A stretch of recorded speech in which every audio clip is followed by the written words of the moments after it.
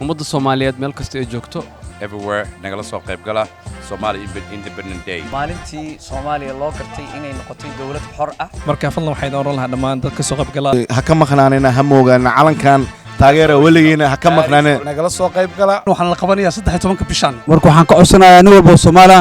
inuu ka soo qayb galo Somali for life Soomaaliyay